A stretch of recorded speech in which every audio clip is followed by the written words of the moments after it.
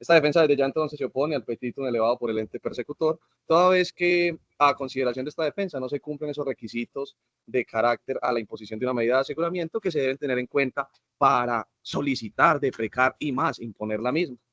Primero, señoría, se debe entender la medida de aseguramiento como una herramienta jurídico-procesal que primero se desprende de un proceso penal, segundo es teleológica, o sea, en cumplimiento de unos fines se puede imponer, y tercero y más importante, señoría, es excepcional. Esta excepción nos trae dos tipos de límites: límites formales, presupuestos elevados por nuestro legislador, y límites sustanciales, esas cargas de carácter argumentativo a nivel constitucional, digámoslo desde esa óptica. Para esa excepción, señoría, nuestra jurisprudencia patria, esto en la sentencia, se habla de esa alta carga argumentativa que debe tener el ente persecutor al momento de pedir una medida tan gravosa. Pero también para ello, señoría, nuestro legislador en el Estatuto Procesal Penal, inciso 2 del 37 y parágrafo del 308, nos trae unas cargas adicionales: principio de gradualidad y riesgo de reiteración.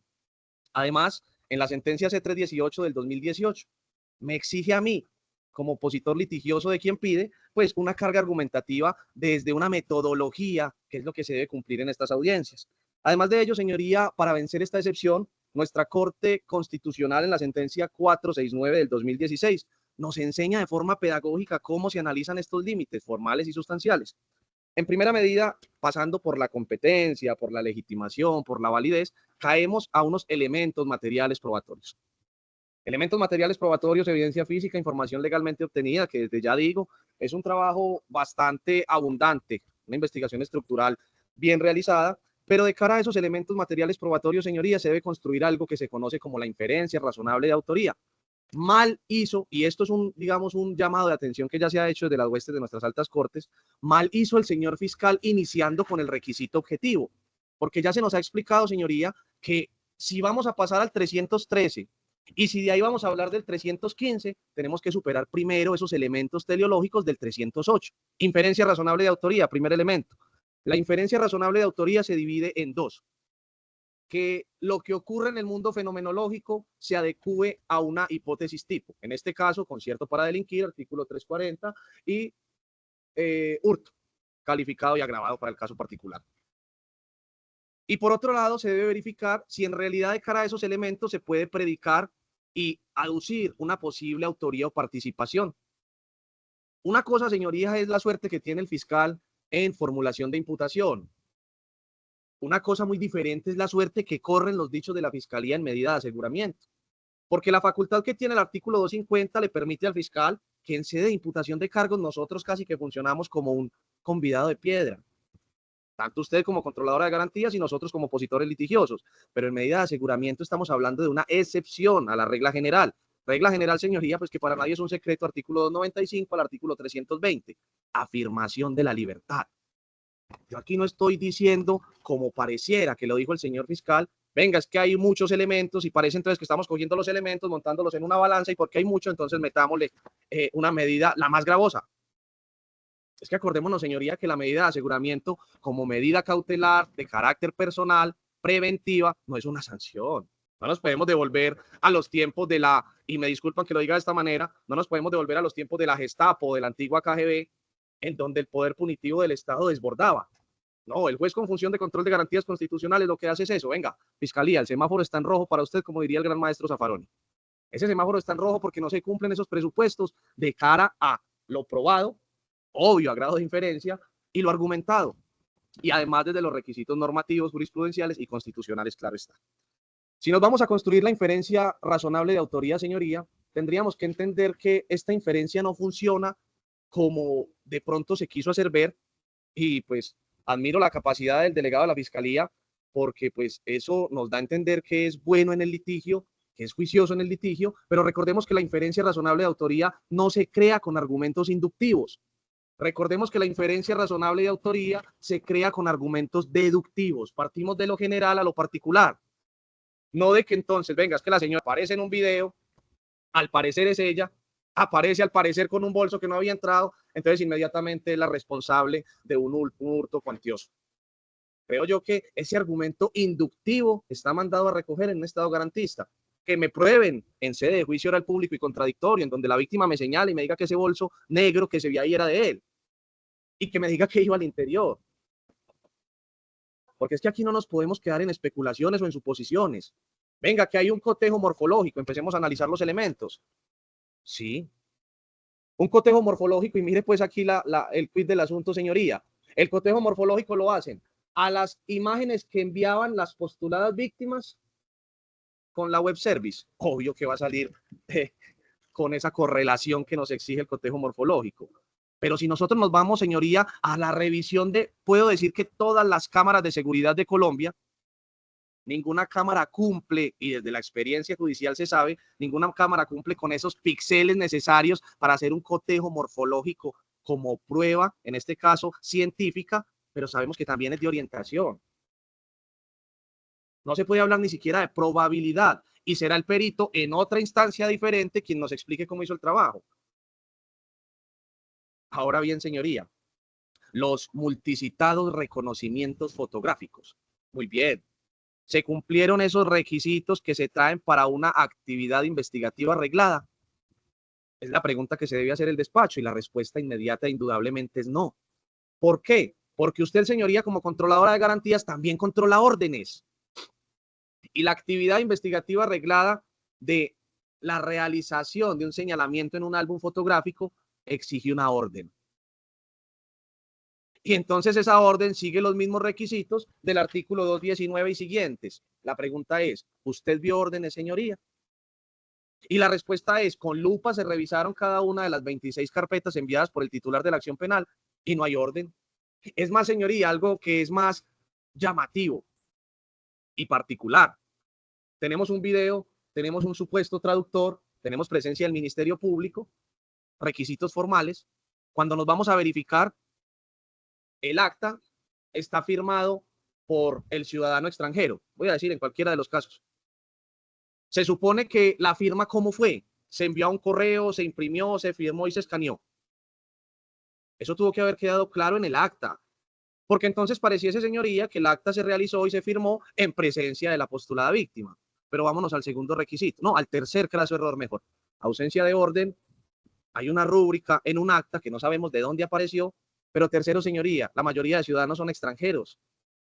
Y si nos vamos a ver los países, en esos países no hablan ni siquiera inglés. Son otros idiomas nativos de allá. Y cuando nos vamos a mirar la firma, o a buscar mejor la firma del traductor, oh sorpresa, brilla por su ausencia. Y usted, señoría, solamente puede verificar lo que se nos traslada y esos requisitos de forma, porque el contenido de lo mismo lo peleamos en juicio, lo debatimos en juicio, lo controvertimos en juicio. Entonces, señoría, tendríamos que empezar a revisar si en realidad, y la Corte ya nos manifestó esto, aquí las pruebas no se pesan, sino que se evalúa ese poder suasorio desde la calidad de la misma. Pero entonces también, y esto era un debate que se hacía incluso desde imputación de cargos, y que es un problema que va a tener el ente persecutor en instancias posteriores, porque tendríamos que mirar, señoría, si en realidad de cara a lo trasladado se puede deducir a grado de inferencia razonable de autoría, inferencia lógica, que existe un concierto para delinquir. Este es el momento que no sabemos, señoría, si esto es una GDCO, si esto es una GDO, si esto es una GAO. Por allá veía en un informe, como es costumbre, y lo digo con todo el respeto de la Policía Nacional, exagerar las cosas. Por ahí veía que pertenecían y que eran un brazo prácticamente de la terraza. ¿Qué elemento se trajo para soportar ese concierto para delinquir diferente a unas posibles coautorías materiales impropias? Y lo normal, señoría, y pues obviamente, digamos que en el haber del litigio, se sabe que la Fiscalía General de la Nación, de la mano de sus colaboradores en Policía Judicial, tienen herramientas para acreditar esto. Donde hay un análisis link que me permita a mí decir, no, es que efectivamente comunicaba prácticamente diario con las 4 muchachas que están allá. En realidad ya se concertaban antes de salir. No. Es más, se decía, señoría, que, y me pareció muy, y lo digo pues a modo de mofa respetuosa, me pareció incluso algo que debe revisarse, y es que es algo reiterado en las víctimas que dicen que de forma sorpresiva resultaron pues dormidas y que prácticamente se les obligaba a consumir alcohol. Y preguntaba yo y me pregunto yo, ¿cómo es esa obligación? O sea, no sé, la una lo amarra, la otra le inyecta. ¿Cómo es la situación en cuanto a ese consumo de esa sustancia que coloca en estado de indefensión a las víctimas? Porque lo que yo sí puedo deducir, señoría, y usted debe observar, es que se ven videos en donde están pasando bastante bien. Es que se ven videos en donde incluso, y me disculpa que la traiga a colación, la señora se ve con un turbante en la cabeza, consumiendo lo que al parecer es sustancia estupefaciente, la postulada víctima la graba, le aplaude. Otro video donde consumen sustancia estupefaciente esnifada, no sé qué será, pero pues consumen alguna cosa. Y entonces yo digo, señoría, venga, ¿será que nosotros sí estamos llamados a revisar una conducta en donde si nos vamos a la dogmática jurídico-penal, pues entonces yo mismo me coloco en estado de indefensión? Y vamos al plus del asunto, señoría. Para nadie es un secreto el sex tour o el turismo sexual. Para nadie es un secreto, señoría, que estamos en Medellín. Y entonces esto es lo bonito, señora juez, de las reglas de la experiencia, de la sana crítica y de la lógica. Porque es que aquí es, hombre, es que aquí no podemos desconocer la realidad de Colombia. Es que aquí no podemos desconocer el llamado de atención que incluso se hace desde los ejecutivos, específicamente el alcalde de Medellín, en donde se dice que el turista extranjero viene con una sola razón. Y lo digo de forma respetuosa: consumir drogas y conseguir sexo. Eso no es un secreto para nadie. Entonces, por eso estos ciudadanos extranjeros, y eso será un tema ya de contrainterrogatorio, por eso estos ciudadanos extranjeros se ven departiendo de forma armónica y feliz en lugares de la ciudad de Medellín, en donde es de fácil acceso, ¿sí? Lograr entablar una conversación con alguien, digamos, acordar algo con alguien, y precisamente pues para eso están ellos en estos Airbnb, diferente, digamos, a un hotel donde hay más exigencias, no, tienen este Airbnb, ¿sí? Y por eso entonces se van, como se dice, a rematar a estas casas. Recordemos, señoría, que la inferencia razonable de autoría se puede atacar de dos maneras: atacando los elementos o trayendo una hipótesis alternativa igualmente plausible. ¿Qué elemento trajo el señor fiscal para acreditarnos a qué se dedica mi cliente? Lejos de los dichos, pues. Y si la postura que se maneja, señoría, es que se realiza trabajo sexual, se realiza acompañamiento, ¿quién le dice a usted, de cara a los elementos, que estas personas en medio de su fiesta, voy a dar un ejemplo solamente, señor, porque aquí sí se puede dar ejemplos, que estas personas en medio del consumo de estupefacientes y alcohol, como, y lo voy a decir de manera muy respetuosa, como se acostumbra a ver en las fiestas, y se dice de manera coloquial, reitero, de manera respetuosa, los hijos perdidos de Pablo Escobar, que van entonces a decir, vea, llévese esto. Y entonces al otro día, ¿qué tenemos, señoría, que verificar? Lo que se conoce como el guayabo moral. En el caso, pues, que sí se hayan perdido los elementos, que hasta la saciedad y el cansancio le pedí al señor fiscal que me dijera cuáles, y me lo sacó en medida, pero es que era en imputación. Pero entonces, señoría, lo que tenemos que mirar es que un concierto no se construye, y voy a dar un ejemplo. En el caso que hayan existido relaciones sexuales, entonces le vamos a meter, ¿qué? Acceso, porque se aprovechó del estado de indefensión, porque según esto entonces ellas los estaban obligando. Es algo que se quedó, señoría, en el pensamiento pues de esta defensa y que llamó mucho la atención. ¿Cómo se construyó la inferencia para crear la hipótesis tipo de concierto para delinquir? Porque siendo así, señoría, sería muy fácil. Vamos a meternos al buscador de Google, vamos a colocar accesos carnales en Medellín en el último mes, y pegamos todos esos accesos carnales y creamos un concierto con fines de acceso. Eso no es así. Aquí se tiene que verificar el acuerdo de voluntades. Aquí se tiene que mirar esa concertación con permanencia en el tiempo. Pueden existir 1000 coautorías, claro, claro, es que es una forma de participación. Y desde la construcción de la teoría del delito se puede verificar de esa manera. Entonces, para esta defensa no existe la inferencia de la posible creación de la hipótesis tipo de concierto para delinquir.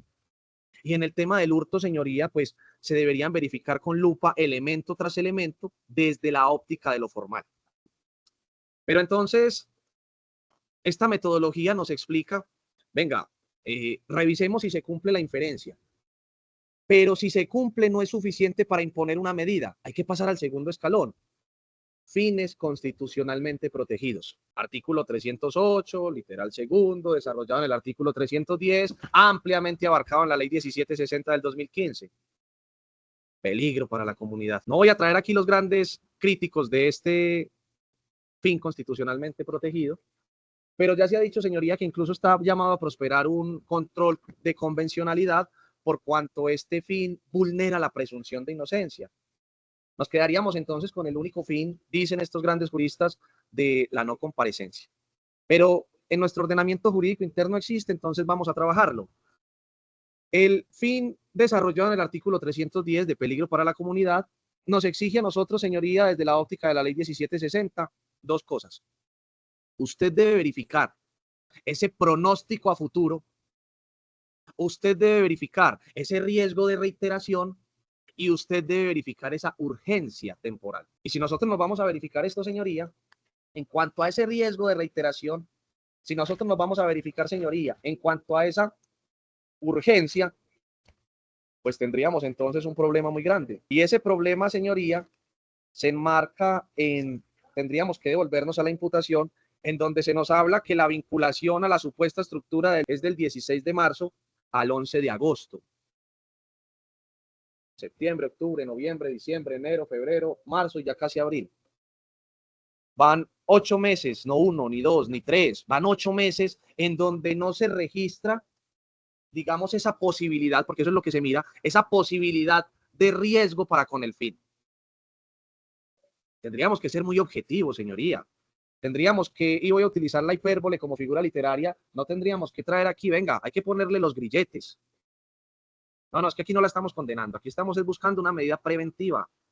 Y entonces, de cara a este fin, la ley 1760 le dice, venga, revise la persona que está ahí sentada. Jueces con función de control de garantía, revisen esa persona que está ahí. De cara a la sentencia C318, revisen esa personalidad. Y si nos vamos a ver, señoría, y esto es algo que utilizaré en el test de proporcionalidad, pero si nos vamos a ver, señoría, lo que dice el señor fiscal es prácticamente, venga, es que usted tiene, denomina al señor fiscal, usted tiene un antecedente del 2016, ¿sí? Voy a desconocer lo que me dice a mí el legislador, casi que usurpando funciones propias de un órgano diferente. Y como usted ya sabía que es estar por aquí, prácticamente te voy a castigar. Pero recordemos, señoría, que estamos hablando de 5 años atrás. Y la matemática, por suerte, es una ciencia exacta. Los números sí no se equivocan, ¿sí? Y entonces, si miramos, si en realidad se puede utilizar ese antecedente como único ingrediente, pues entonces estaríamos creando un antecedente perpetuo, un fantasma que persigue a la población pospenada. Y sabemos desde la regla de la experiencia que eso es así. Vaya pues, pida trabajo en una empresa con un antecedente a ver qué le dicen. Y desde aquí, desde hoy, se le promete que venga, no, es que la pena o los fines de la pena o desde la teoría de la pena es reinserción a la sociedad. Es que se está haciendo un trabajo penitenciario para que regreses a la comunidad y te acepten en la comunidad, ya que incumpliste ese contrato social. Sí. Y entonces, ¿por qué hoy le están enrostrando a la señora algo que no se puede utilizar?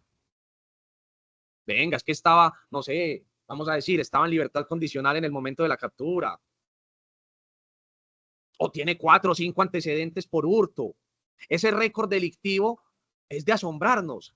Pero si vemos, señoría, tiene un antecedente y es por un delito totalmente ajeno al que por hoy está siendo investigada.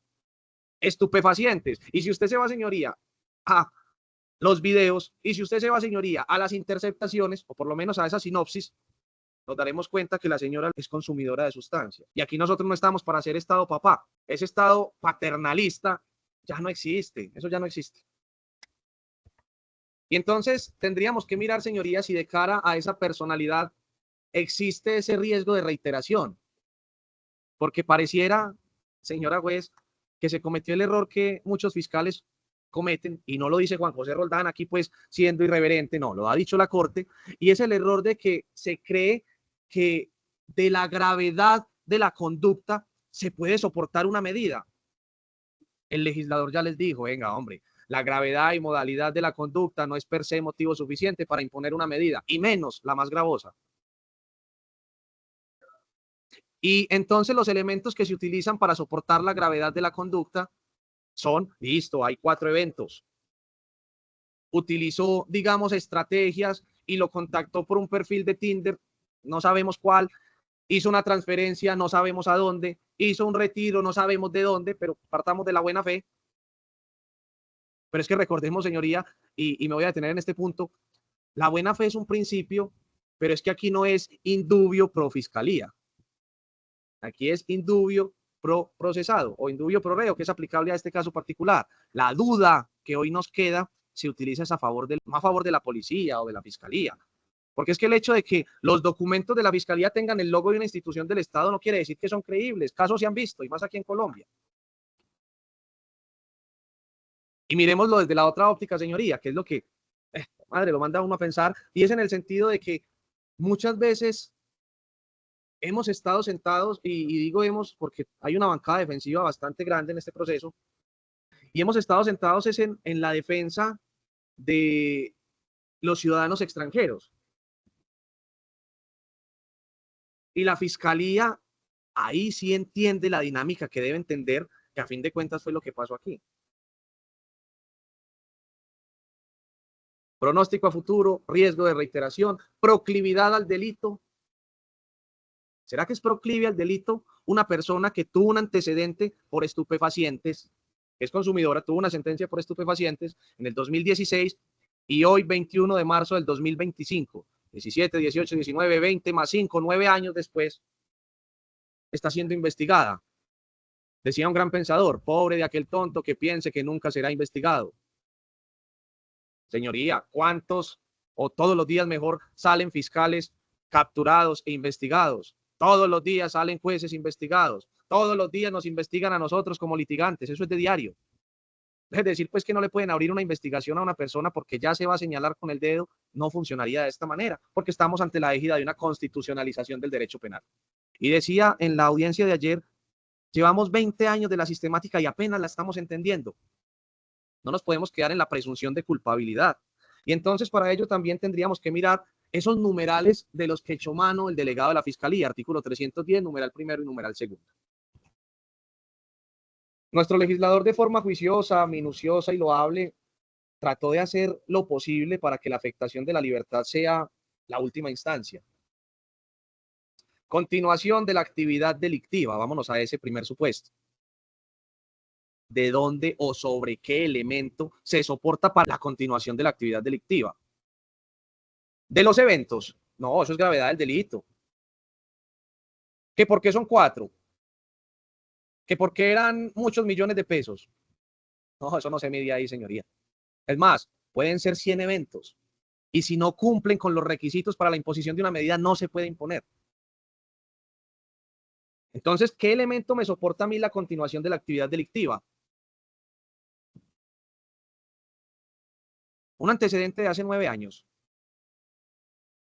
Y nos vamos, o su probable vinculación con organizaciones criminales. La O es disyuntiva, o sea, es un supuesto diferente, se debe probar con un tema diferente. Ya la Corte se pronunció y se pronunció en una sentencia de carácter sexual, en donde nos explicaba que si se imputa, en este caso, un delito con menor de 14 años, no se puede echar mano de ese numeral 6 del 310, cuando el punible sea por abuso sexual con menor de 14 años. Mutatis mutandi, cambiando lo que se tenga que cambiar, no se podría hablar de concierto para delinquir y probable vinculación a una estructura criminal. Aparte de contradictorio, sería vulneratorio de garantías constitucionales. Y miren que me están utilizando el mismo supuesto de hecho en varios supuestos de derecho. Entonces, me le imputan concierto para delinquir. Aparte de eso, coautoría en un hurto. Y aparte de eso, me soportan el peligro para la comunidad en la probable vinculación a una organización. Entonces, pertenece o posiblemente pertenece, o cuál es el tema que en realidad se está verificando. No podría echarse mano de ese probable vinculación del numeral primero, y como tampoco podría echarse mano de la continuación de la actividad delictiva. Vámonos al numeral segundo, el número de delitos que se le imputan y la naturaleza de los mismos. ¿Qué nos ha enseñado, señoría, nuestra Corte Suprema de Justicia? que la fiscalía tiene la facultad de imputar o de poner el nomen iuris que quiera en imputación.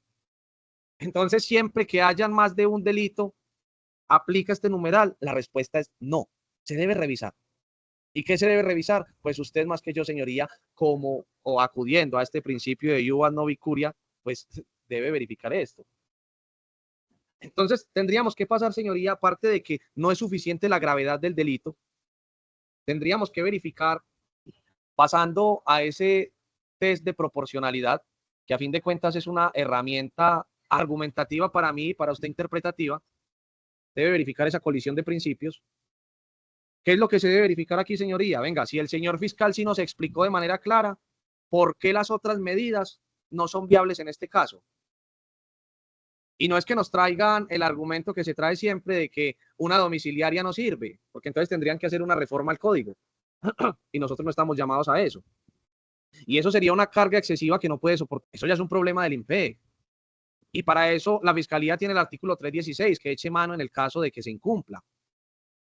Y este test de proporcionalidad lo quiero iniciar de una manera, digamos, también un tanto sistémica y sistemática, desde lo que sería la ontología o el desarrollo ontológico de la medida. Pero esto lo quiero anclar, señoría, en el principio de igualdad, porque es que la igualdad tiene una triple connotación: valor, principio, derecho, incluso como garantía constitucional. Y el principio de igualdad, señoría, es que si se debe verificar o si se puede verificar acudiendo a la gradualidad circunstancias similares, y entonces recordemos el argumento de la Fiscalía. Venga, es que todo está igual, lo único que cambia es que aquí hay antecedentes y aquí no. Desconociendo lo que se ha dicho en cara a los antecedentes. Entonces, diría yo, señoría, primero acudiendo a ese principio de igualdad. Segundo, para iniciar ese test de proporcionalidad, quisiera traer una sentencia de la Honorable Corte Interamericana, Yelkins versus Argentina, del 26 de noviembre del 2019. Y lo que me dice aquí es, venga, solamente existiendo criterio de indicios de que en este caso ha participado en el ilícito, no son suficientes para justificar una medida. Hay que revisar esa finalidad legítima. Finalidad legítima que se soportó en un solo fin. Pero entonces me paso también, señoría, la sentencia de Amrin y otros versus Costa Rica el 25 de abril del 2018 y nos dice que la medida se torna arbitraria y excesiva cuando se escoge la más invasiva, a pesar de que existan otras menos gravosas. Pero entonces no nos salgamos de Colombia, quedémonos aquí. Sentencia C-106 del 94. Desde el 94 la Corte le está diciendo a la Fiscalía, la privación de la libertad no puede convertirse en un mecanismo indiscriminado, general y automático. Se debe verificar esa situación personal. Y entonces, señoría, pues tendríamos que verificar algo que nos enseñaron por allá en la primera clase de Derecho, en las facultades, cuando estábamos en las aulas. ¿Qué es el derecho penal? El derecho penal es la última ratio. La última ratio, señoría, es ese principio de mínima intervención del derecho penal. Dejémoslo en una palabra: fragmentariedad. Pero entonces también tendríamos que irnos, señoría, a verificar cómo fue que se construyó esa necesidad, esa idoneidad y esa ponderación.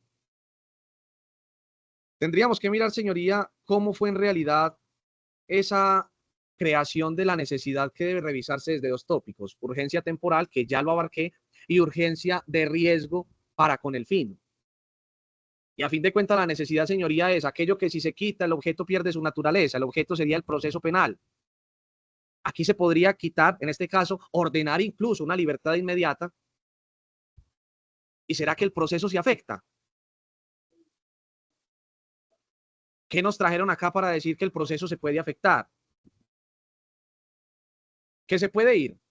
No, aquí no me trajeron el fin de la no comparecencia. Y si me hubiese traído el fin de la no comparecencia, pues entonces muéstreme una condena por fuga de presos, una medida por fuga de presos, muéstreme que tiene pasaporte, visa, que tiene comprado tiquetes. Eso no es sencillo, eso no es aquí hablar y decir y mostrar, no. Entonces tendríamos que mirar también que si no hay esa necesidad de cara a ese principio de gradualidad, se debe iniciar desde la menos gravosa. Y es en donde soporta esta defensa la solicitud. La menos gravosa sería la no imposición de medida alguna, por cuanto no se puede tornar sancionatoria la imposición de una medida cautelar. Pero en subsidio, señoría, existen dentro de este derrotero de medidas no privativas varias que pueden enaltecer el fin constitucionalmente protegido y se dé una discrecionalidad. Tendríamos que mirar, señoría, que eso es una orden judicial. Tendríamos que mirar, y eso lo utilizaba mi antecesora, la palabra fundamental, y es, el Estado ya le dio una oportunidad. Porque es que aquí no es venga por si las moscas, no. Si ella incumple, está menos gravosa, pues entonces se le revoque, ya ella asumirá las consecuencias. Causa y efecto, eso incluso es desde la física. Pero entonces tendríamos que mirar, señoría, si en realidad es estrictamente idónea. Ahora sí. Y entonces, para mirar el tema de la idoneidad, señoría, me confirman si en cada uno de sus correos, porque antes de la intervención se envió el traslado de los elementos que se utilizarán o espero se revisen, porque se debe mirar de cara a esa idoneidad y de cara a esa proporcionalidad o ponderación, como denominamos en estricto sensu, si hay alguna situación particular para que se permita acreditar que la señora puede estar soportando una medida menos invasiva.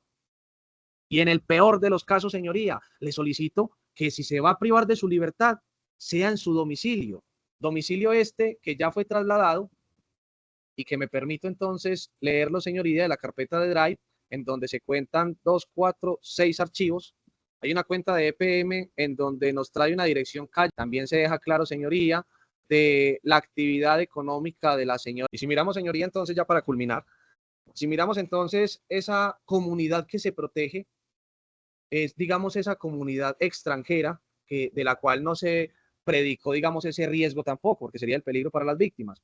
Pero digamos que se quieren proteger a los extranjeros. En esta dirección no se ha registrado un solo evento. Todo ha sido para el Poblado, para Laureles. Entonces, prohibámosle como norma adicional salir para estos sitios. O si queda privada en su casa, pues obviamente ya sabe que no podrá salir para ningún lado. Entonces, señoría, acudiendo con objetividad estos mandatos que se nos exigen para esta imposición de una medida, considero, como lo hice al inicio de mi intervención, no se cumplieron con esas cargas ni demostrativas ni argumentativas para el cumplimiento de una imposición casi que automática, excesiva y arbitraria de una medida de aseguramiento. Es por ello, señoría, que en principio solicito la libertad inmediata de mi prohijada, en subsidio la imposición de una medida o unas medidas, porque pueden ser varias, incluso pueden ser todas, puede someterse a mecanismo electrónico si se quiere, una medida de esas no privativas, y en subsidio de ello y en el peor de los casos, pues que se imponga una detención, pero en su domicilio, acudiendo a este test de gradualidad. Siendo así, señoría, agradezco el uso de la palabra. Muchas gracias.